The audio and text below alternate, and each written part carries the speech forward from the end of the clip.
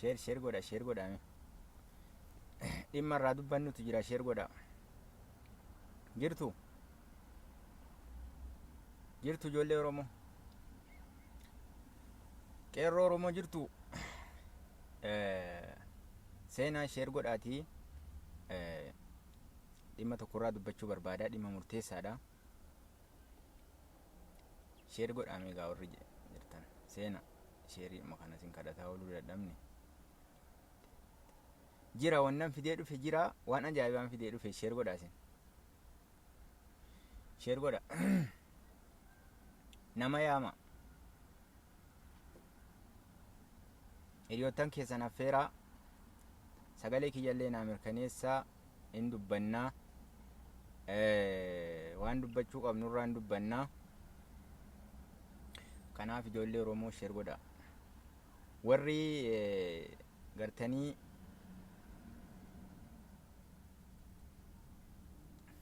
meeda afaan nama fida gaatuun gara dubbii kiyyaatti seenii nama fida. Sagalee kiyyallee naa himaatii waa wayii isin affeeraa hangasuu dafa nama fida nama barbaada. Nama barbaada waa'een biyya keenyaa kun nun teessisuu sheerii godha. Daqiiqaa 2 yookaan daqiiqaa 3 isin affeeree achi booda gara yaada kiyyaatti seenaa share godha daddafa.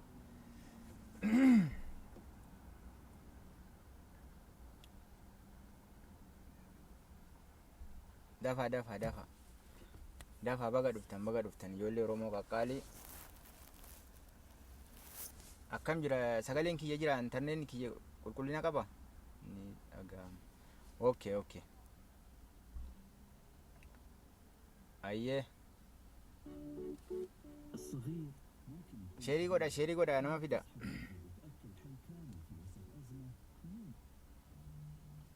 Sheerii godha nama fida. Ni dhaga'ama. Ayyee galatooma. Sheerii godha keessaa baa sheerii godha daddafa. Dhimma ajaa'ibaa irraa dubbanna dhugaa. Waa isin affeeraa hangasuu hanga namni sesseenuu sheerii godha. Wa alaikum salaam wa rahmatullahi wa barakatuh. Share godha.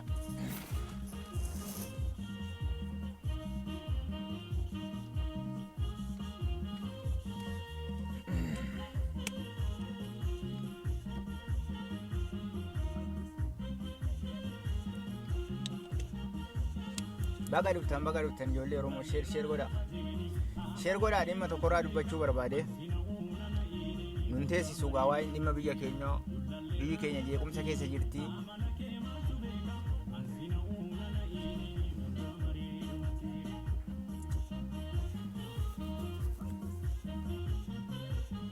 Daddafaa ijoollee share godha. Warri haasaa kiyyaa walii galtan share godha daddafaati. Wa alaikum salaam wa rahmatullahi wa barakatuh.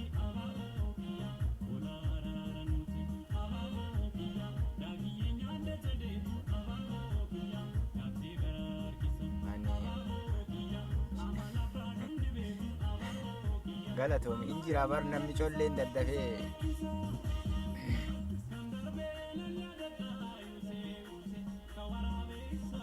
sheerii godha dhugaa rabbii waan irraa dubbatamuu qabu waan nuti arguu dadhabneetu irra tarree jirutu jira. Nan jalqaba okay. Nan jalqaba nama meeqarra jalqabu namuma 50 guutaa baga hedduu sin gaafadhu peejiin kiyyallee xiqqaadhaa nama qabu. Sagaleen muuziqaa maal ta'e nagaamu. Wa alaikum salaam wa rahmatullahi wa barakatuh. Sagalee muuziqaa nagaamu moo isiniin taane?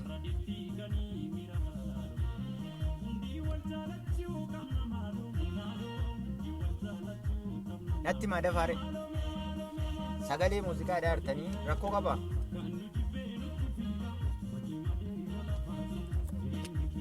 Nagaamuudha jirti. Maa kana caala akkam godhare?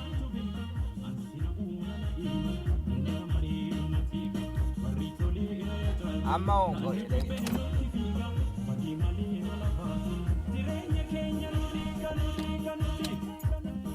Amma akkam jira?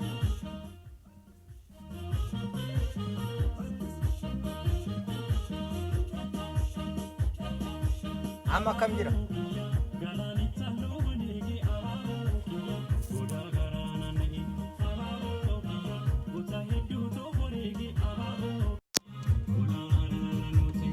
Amma akkam jira sagalee?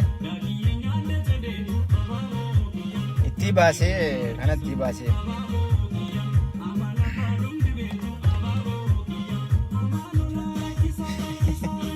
Hin dhagahamu jetti gariin namaa. Mee mirkaneessaa ree warri isa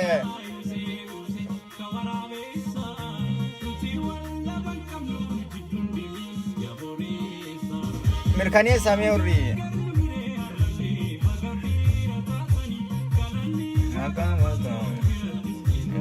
jiratanii qarreenaa jiratanii antaa waliin koonu abbaa tokkoof waliin deemu badii abbaa tokkoof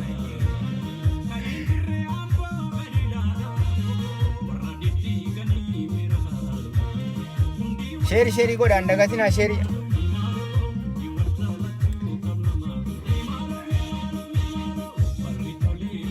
ayye galatooma ayye galatooma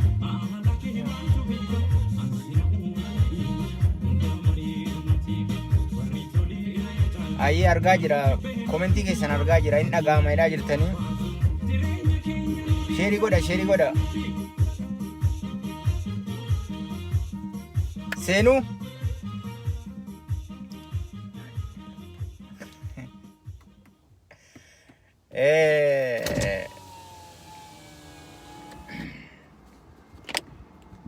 gara asaa kiyyaatti darbaa sheeri godha daddafaatii jalqabuu ka'een jira maa sheeriin goone isin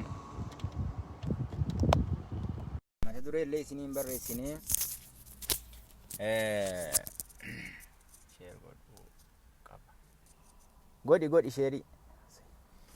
godhi sheeri godhi nan gaafatin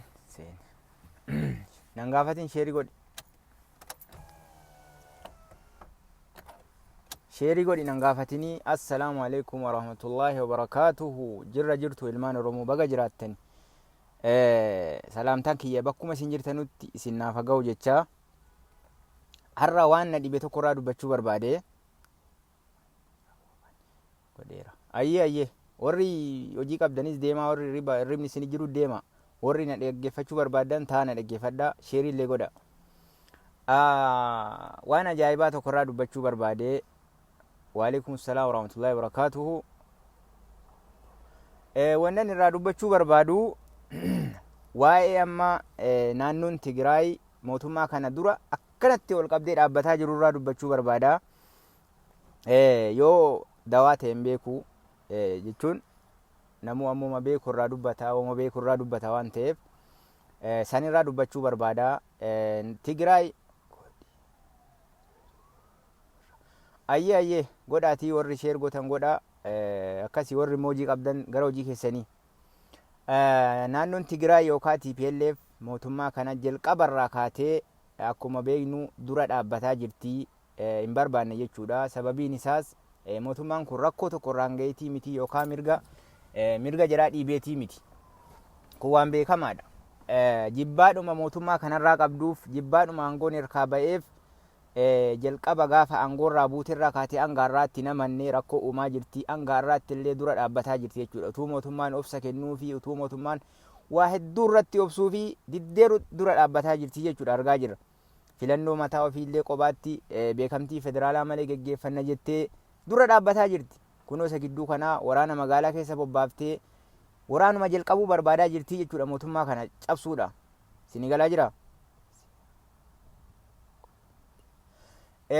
sanirraa waan natti dhagaamee yaada kiyya dubbachuu barbaada maaliif akkana godhaa jirti maal rakkoon isii maa inni mootummaan maal rakkiseen mootummaa naannoo Tigraay rakkoo maalii irraan ga'e bulchitee jirti waggaa 27 bulchitee jirti saammattee jirti waan gootee jirti nu xaragdee jirti opiidiyoo bitattee nu hin xaragaa turtee jirti kunis hanqannaan waggaa 27 kana akkasitti uummata keenyatti bittee ittiin xaragaa turte kunis hanqatee jennaan hanga har'aatti illee jechuudha amanuu dadhabdee mootummaa kana diddee dura dhaabataa jirti jechuudha. Mootummaa addunyaan isiin waggaa 27 yeroo biyya bulchitu sana keessatti amma mootummaan kun waggaa 2 keessatti beekamtii addunyaa irratti argatee hin arganne jechuudha. Isiin kan isiin ittiin beekamtu hatuu uummata keenya uummatatti bittee uummataan xaraguu qabeenya saamuu kanaan beekamte jechuudha. Addunyaa irratti hin beekamtu jechuudha. Kana isiin immoo kana hinaaftee mootummaadhuma kana akkamumatti achii kaafnee gowwoonni keenya illee jiraa waliin naqanii wal ta'anii akka waan isiin TPLF gartanii waa jira hangessuu wayitii kana godhaa jirtu isiin karaa dandeesseen aangoo isiitti dhufuudhaaf kana diddaa kana agarsiisaa jirti malee waa tokko jira hangessuudhaaf miti jechuudha. Hin beetti gaafa mootummaa kana achirraa darbattee akka ofii bakka sana qabachuu dandeessu hin beetti jechuudha. Warra amma jiraa waliin wal ta'ee akkanumaan gartee jiraa waliin wal ta'ee akka waan faayidaa qabduufi jiraan naqanii waliigaltee godhanii wajjin dhamaa jiran malee isiin faayidaa mataa isiitiif deemaa jirti jechuudha. Akkuma beekamu gidduu kana waraana magaalaa keessa bobbaasanii haasofsiifamanii jiran jechuudha. Mootummaan naannoo jira. BBC'n haasofsiisee jira kaleessa malee dheengaddanatti fakkaata. BBC'n haasofsiifnaan baafteetuma lola jalqabna jechuuti si hafe malee wanni si hafe tokko hin jiru jechuudha. Maal jetti maaliif akkasitti waraana magaalaa keessa bobbaaftanii hidhannoodhaan akkas goggootan jennaan namni BBC dhaggeeffattan BBC warra hordoftan dhageessaniitu jedhee yaada. Maaliif jennaan kun waan naannoo keenyaati waan nama galchuu miti iccitii naannoo keenyaati jechuudhaan miidiyaadhaallee waan isiin ifa gooten jiru jechuudha. Kana jechuun kottuu naallolii jechuudha beekadha waa biraa miti bar. Gaafa lolli baname Oromiyaatti lola bantii Oromiyaa hin jeeqxii Oromiyaa tasgabbii dhowwitii hangaarraa Oromiyaa kan mootummaa kanatti kan mataa dhukkubbii ta'ee jiru bara nutu wallaale malee warra gartee asumarraa iyyaa jiru fakkaattota kiyyatu wallaalee jira malee kan mataa dhukkubbii guddaatti ta'ee jiru TPLF yookaan mootummaa naannoo Tigraay jechuudha. Beekamaadha kun rakkoo kan uumaa jirullee bakka garaagaraatti rakkoo kan uumaa jirullee isiidhuma malee nama biraa miti. Isin galaa jira rakkoo adda addaa kan hangarraatti uumamaa jiru kana kan uumaa jiru isiidha. Tokkoffaa irratti isiidha. Maaliif argaa jirra hojiidhaan agarsiisaa jirti jechuudha. Ittiin buluu diddee akka waan biyya addaa wayii taatee filannoon geggeeffadhaa jetti kunoo adda baatee qobaatti beekamtii mootummaa malee federaalaa malee. Isin galaa jira. Kanaaf jechuudha ofii dudduuba teessee birriidhaan bittee rakkoo adda addaa Oromiyaa keessatti uumtee ofii mataa daffatti jechuudha. Namni asii wal dhahaa wal fixaa oola ebeluutu akkana godhe ebeluutu akkana godhe ebeluutu akkana godhe jedhee jechuudha. Kana akka kan kun ta'u waan beektuuf jechuudha birriin qabdii saammattee jirti waan saammatte sanaan Oromiyaa nagaa dhowwaa jirti ammallee mootummaa kana obsaa jira mootummaan kun garaa bal'atee jira. Kana garaa bal'atee dadhabee akka inni lola banuuf barbaadaa jirti jechuudha isiin kun waan dirree jiru jechuudha. Isin galaa jira kun waan dirree jiru jechuudha. Kanaaf warri keenyaa warri dhaqanii jiraa waliin dhaabbatanii akkuma jirritti yaadantu na dhibeen warra amma gartanii lakkoofsa tokkoffaa irratti kan argamtu kan mootummaa kana mataa dhukkubbiitti ta'ee rakkisaanii jiru TPLF ta'uutuu beekanuu dhaqanii waliin hiriiranii mootummaa kanatti warra duuluu barbaadu mataa jiraa akkan itti yaadu na dhibe dhugaa rabbiin. Bar namni utuu rakkatee utuu mootummaan kun dhiibbaa tokkorraan gahee hacuuccaa tokkorraan gahee haa ta'u. Isin galaa jira haa ta'u utuu rakkoon tokkorraan hin ga'amin mootummaa kana diddeetuma mormitee kana qabdee dura dhaabbatti erga gaafa jalqabaarraa kaatee jechuudha. Isin galaa jira namni yoo rakkatee falmachuunsaa rakkina sana keessaa bahuudhaaf falmachuunsaa waan jiru kun jibbaadhuma akkamumatti nu bulchaa biyyi mootummaan Oromoo kun akkamitti nu bulcha kan jedhuudhaaf diddee gaafa jalqabaarraa kaatee dura dhaabbataa jirti jechuudha. Isin galaa jira. Kanaaf wanni rakkoo adda addaa uumaa jiru nutu wallaale malee wanni rakkoo bakka garaagaraatti uumaa jiru isiidha jechuudha. Agarsiisaa jirti hojiidhaan. Didaa jirti akka mootummaan kun hin tasgabboomne akka mootummaan kun biyya sana hin bulchine kan godhaa jiru isiidha. Keenya immoo dhaqee waliin dhaabbata. Mee akkam goona kan? Bar waa'ee Oromoo kana bakka qabanii haasaanu bakka qabanii irraa dubbatantu nama dhibaa bar. Maaf nu bulchanii kan jedhuudhaaf dura dhaabbataa jirti. Mee maal rakkatte mee naannoon Tigraay maal rakkisee mootummaan mirga jiraa kamiin dhiibeen taraan isii darbee jira. Bulchitee waggaa 27 bulchite. Taraan isii darbee jira amma taraan kan keenya taraa keenya kanatti maa hinaafti teessee hin bultu nu jalatti. bar waan ajaa'ibaati bar keenya utuu kana beekuu dhaqee waliin hiriyee waliin ni torkii uummatanii mootummaatti duulanii jechuudha. Mee kana maal jettan mee isin hin dhibne waan akkanaa kun mee dhugaa rabbi ana dhibee jira bareechina dhibee jira sirriitti. Bulchite maaliif harkan kennanne teessee mootummaan dhiibbaa tokkorraan hin geenye nam tokkoyyuu dhiibuu barbaadaan jiru maaliif itti dhaabbattime maanu bulchaadhaaf jechuudha. Maanu bulchiti Oromoon biyya kanan bulchituu kan jedhuudhaaf akkasitti dura dhaabbataa jirti jechuudha. Jalqabarraa kaaftee hangaarraatti kan dura dhaabbataa jiru jirri keenya dhiyeenya dhaqanii si dabalaman malee jalqabarraa kan rakkoo uumaa jiru kan dura dhaabbataa jiru naannoo Tigraay dhugaa dubbachuudha jechuudha. Argaa jirra. Rakkoo uumaa jirti birrii qabdi waan adda addaa Oromiyaa keessatti raawwattee akka uummanni deebi'ee ol nyaatu akka uummanni deebi'ee ol shakku waan amma har'a keessa jiru kana kan sababaa kan godhe isiidha beekadda.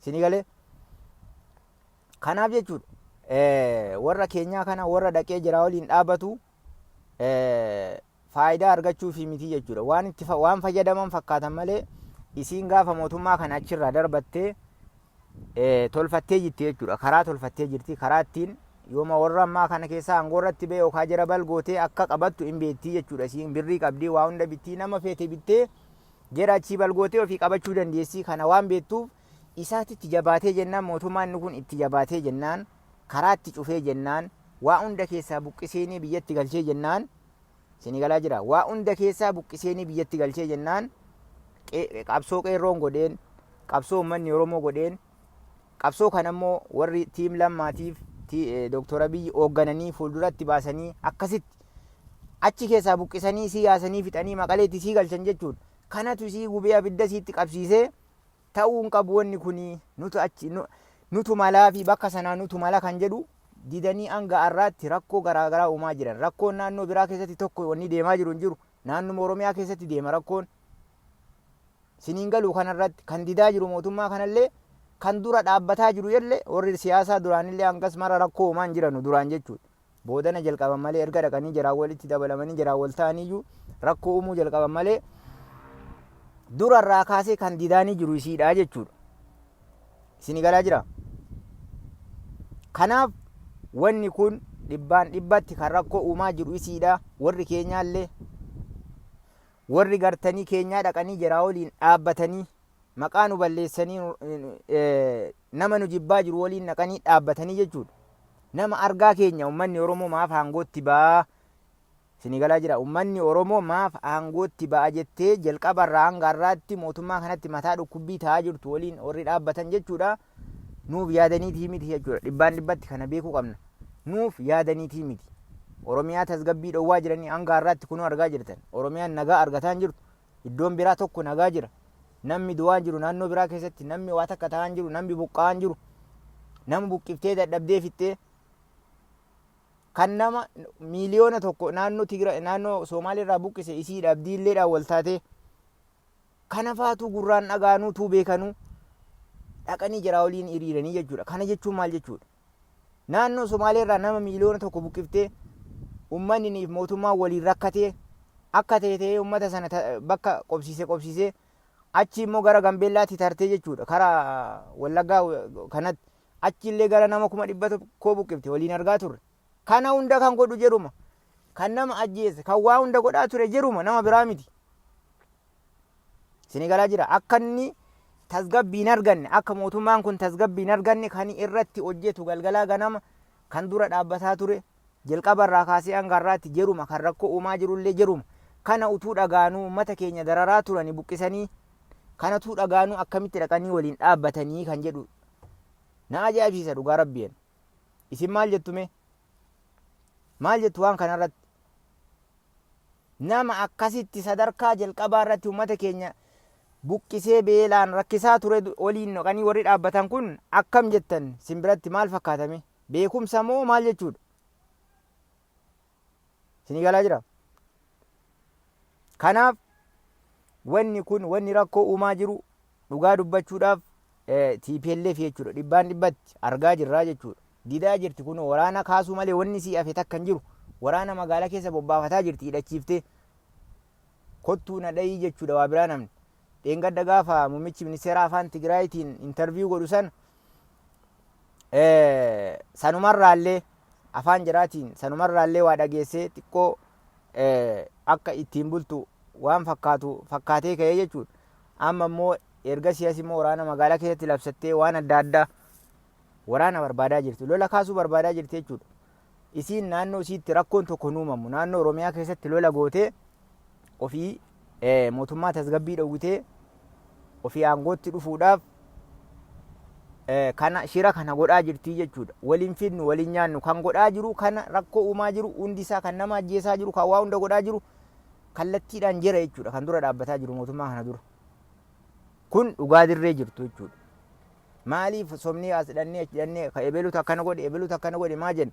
Jiratu rakkoo uumaa jira. Maaf jiraa waliin dhaabanna? Warra nu jibbaa jiru warra maaf ummanni kun biyya bulchaa jedhee galgalaa ganama mootummaa kana dura dhaabbataa jiru dura maa jiraa waliin maa dhaqnee dhaabbanne mee kun maal sirriidha kun jechi kun sirriidha? Dhugaa rabbii na ajaa'ibe wanni kunan.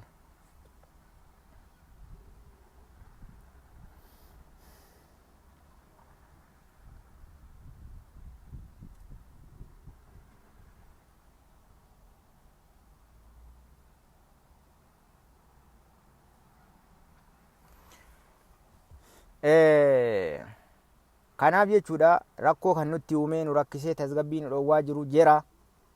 Keenya immoo dhaqee jiraa waliin dhaabbatee rakkoon kun rakkoon amma har'a uumamee biyyi tasgabbii dhabee uummanni wal nyaataa jiru kun isiitu wal nyaachisaa jira. Namni tokko illee hin jiru jechuudha. Sobanii nafxanyaa maaloo jedhanii afarsaa ooluun hin barbaachisu. Nafxanyaan hin jiru du'ee jira badee jira. Waggaa meeqa? Waggaa 150. Isinii galee warruma har'a alaabaa jiraa gadi fudhatee karaarra deddeemaa ooluun nafxanyaa nuti deebi'ee maaloo jedhamu. Kijiba hin jiru waan akka kanaa waan waggaa 100 meeqaa nutti hin leellisin har'a. Wanni sun hin jiru. Kan nu dararaa jiru, kan nu rakkisaa jiru, kan hojiidhaan agarsiisaa jiru jira jechuudha. Isinii galaa jira? TPLF jechuudha. Kanaaf nun dararina waliin haa dhaabbannu alagaa waliin dhaabbachuu dhiibnee warra nu rakkisaa jirtu waliin dhaabbachuu dhiibnee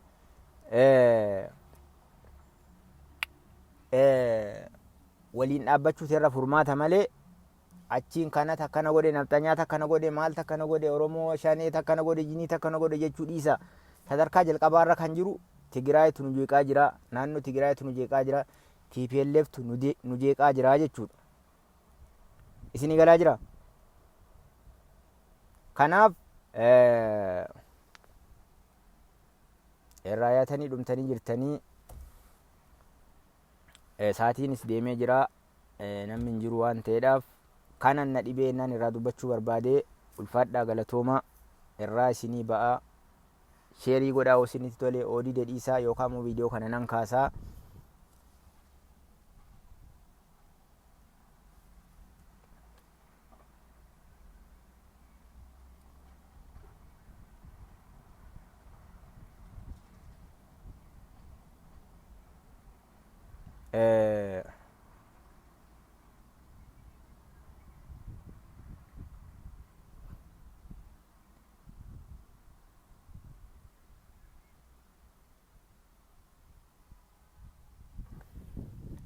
Dhufteetti warri nama arrabsitu. Kanaaf jechuudha dhibbatti sadarkaa jalqabaa irratti kan nu jeeqaa jiru TPLF fi warri jaraa waliin naqee dhaabbatee faayidantaa mataa isaatiif jaraa waliin naqee dhaabbatee malee waan nu gochuufi miti. Kan sadarkaa jalqabaa irratti Oromiyaa jeeqee biyya jeeqaa jiru jira. Mootummaa kana dura dhaabbataa jiru jira. Utuu mootummaan kun rakkoo tokko itti nuumin utuu mootummaan kun mirga jiraa hin dhiibin jiratu mootummaa dura dhaabbataa jira jechuudha. Argaa jirra kaa hojiidhaan agarsiisaa jiranii bar. Waraana magaalaa keessa labsatanii yeroo miidiyaadhaan gaafatanu waa'ee keenyaa waa'ee citii keenyaa miidiyaa irratti hin dubbannu kun waan naannoo keenyaati jedhan. Kana jechuun lola barbaannaa jechuudha bar. Kanaaf waraana magaalaatti finnee kanaaf waraana magaalaa seensifnee lola barbaannaa jechuudha waa biraa miti. Isinii galee kana utuu arginu jechuudha nama biraatti quba hin qabnu. Kan nu jeeqaa jiru kan mootummaatti illee mataa dhukkubbii ta'e isiidha. Mootummaan illee sadarkaa jalqabaa irratti kan inni himataa jiru isiidha. Maaliif argaa jira ka? Nu caala beekaa bar mootummaa warra rakkoo uumaa jiru kana sirriitti beeka mootummaan. Isinii galaa jira sirriitti beeka warra rakkoo uumaa jiru kana. Sababii beekuuf sadarkaa duraarratti jara himataa jira. Utuunni akka kana kadhatuuni utuunni gartee akka kanatti garaa bal'atee wajjinaa sa'uu jaraa lola barbaaddu jechuudha. Garaa bal'atee garaa bal'inaan utuunni wajjinaa sa'uu diddee loluma barbaadaa jirtii jechuudha. Lakki lola malee hin barbaannu. Kana jechuun maal jechuudha mee? Maal itti balleesse mootummaan? Maal dhiibbaa maaliirraan ga'e? Aangoorraa kaan dhiibbaa ummataatiin qabsoo ummataatiin kaani aangoorraa. Kan biraa maal barbaadan? Bulchan biyya bulchan waggaa 27 bulchan saaman akka fedhan godhan keenya nurratti bitanii akkuma har'a godhaa jiran bar har'a maal gaafa biyya bulchan maal godhaa turan? Keenyaan nu bitan oppidiyoo bitatanii keenyaan nu bitanii nu dararanii jechuudha. Nu rakkisaa turan. Har'allee keenya bitataa jira. Warra dhaqee jiraa waliin wal ta'e argaa jirtan. Paartilee Oromooti warri jiraa waliin dhaqee wal ta'e. Har'allee keenyuma bitattee aangootti deebuuf deemaa jirti. Waan ajaa'ibaati bar.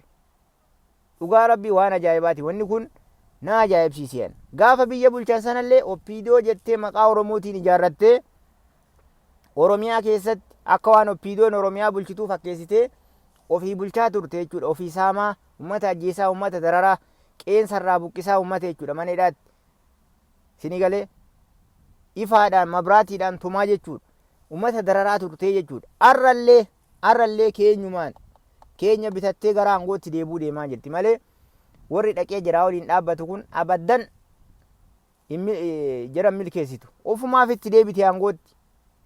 Kanaaf deemaa jirti isiin. Malee rakkoon tokko wanni irra ga'e hin jiru. Mootummaan dhiibbaa jirarraan ga'e tokko hin jiru. Hanga beeynutti. Wanni dhokatu hin jiru biyya sana keessatti amma miidiyaatu jira. Miidiyaa gurguddaa addunyaatu jira. BBCtu jira. Utuu dhiibbaan irra ga'e wanni dhokataa tokko hin jiru. Jarri miidiyaa dhuunfaa miidiyaa mataa jiraa qabanii hin dhokatu jechuudha. Dhiibbaa mootummaan jirarraan ga'e hin jiru. Maalumaaf bulchaa biyya sana maalumaaf bulchaa isa jedhu. Hin amanne jechuudha. Hanga yoonaatti hin amanne. Nutu itti deebi'ee bulcha kan jedhu abjuu keessa jiranii jechuudha. Abjuu keessa jiran. Isin galaa jira. Kanaaf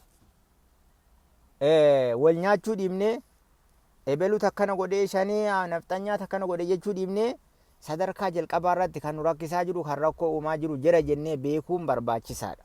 Isin galaa jira. Sadarkaa jalqabaa irratti kan biyya jeeqaa jiru kan biyya rakkisaa jiru TPLF.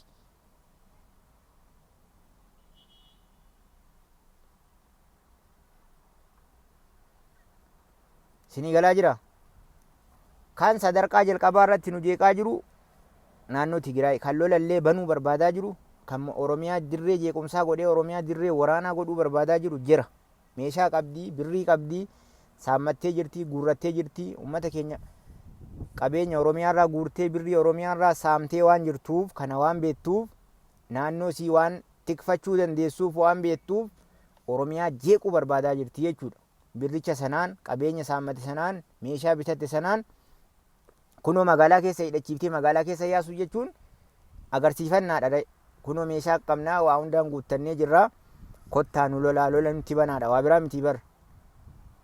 Hiikkachuu danda'uu qabdanii jechuudha isin. Malee akka waan isiin warra gartee jiraa waliin wal ta'ee jiru kana jira aangootti fiduudhaa jettee akkana didaa jirtu isinitti hin fakkaatin. Abadan jedhaa ittee didaa jirtu isiin aanguma kanatti deebuudhaaf karaa dandeessuun dhiibbaa gootee karaa dandeessuun aangoo kanatti deebitee ammallee deebiftee wal nu nyaachisuu deemaa jirti jechuudha. Akkuma yeroo biyya bulchitu sana oppidiyoo bitattee nu rakkisaa turte, uummata keenya hiisisaa turte, uummata keenya hidhaatti guursisaa turte, warra kaan hajjeesaa turte, warra kaan qeensarraa buqqiftee, warra kaan waan barbaadde irratti raawwataa turte. Ammallee gaafa aangootti deebitee akka kana gootu waan beektuuf eessumaan aangootti deebi'aa. Jara gaafa aangoo qabadhe silaa nan bitadhaa nan ijaarradhaa ammas akka oppidiyoo duriitti nan ijaarradhaa eessumaan aangootti deebi'aa kan jedhu didaa jirti jechuudha. Diddaa hamaa didaa jirti. Ammoo hin milkooftu. Mootummaan kunillee garaa bal'aadha. Lola ittiin banu isinii galaa jira. Achumatti haa teessu ofa rukuttuu barbaadde malee namni lola isiitti banu hin jiru. Gowwaa miti jechuudha. Yeroo kana keessa namni lola isiitti banu hin jiru. Kana malee utuu nama jarjartii qabuutii utuu nama garaa bal'inaan qabaanneeti qaata lolatti bani diddaa siin agarsiisaa jirtu. Filannoo mataa keenyaa gaggeeffannaa beekamtii federaalaa malee jechuudha. Yeroo kana keessanu filannoo mataa keenyaa gaggeeffanna jettee utuu jarri wanni kun sirrii miti jedhee federeeshiniin itti barreessaa jiru jechuudha. Didaa jirti jechuudha. Kana namaa galuu qaba jechuudha. Kan dura dhaabbataa jiru mootummaan ifatti baasee dubbachuu dhiisu malee dubbataas jira bakka gariitti irraa. Kan ifatti rakkisaanii jiru jira jechuudha. Rakkoo kanallee kan uumaa jiru jerumaa barbeekkadhu. Nama biraa miti. Maasomnee naftanyaa maal jennee uummata biraa maqaa balleessaa oolu. Kan har'a biyya sana keessatti niitoorkii guddaa qabu, qabeenya guddaa qabu, kan waa hunda rakkoo adda addaa uumaa jiru jira. Isinii galaa jira. Rakkoo kana kan uumee warri amma hidhaatti guuraman kun hidhaatti akka kan guuraman godhe jira. Hin beetti jechuudha jira. Shira kaattee jirti. Gaafa akkanatti Hacaaluu gaafa ajjeefne warri siyaasaa Oromoo hidhaatti guuramanii biyyi nagaan dhabaa karaan biyya nagaa dhabsiisuu barbaadaa jiranii jechuudha. Isinii galaa jira. Kana dubbachuu barbaade ulfaadhaa galatoomaa warri sheer gootanis galatoomaa warri yaada kiyyaa walii galtan sheer godha. Warri waliin galle immoo sheeriin godhinaa xumureen jira nagaatti.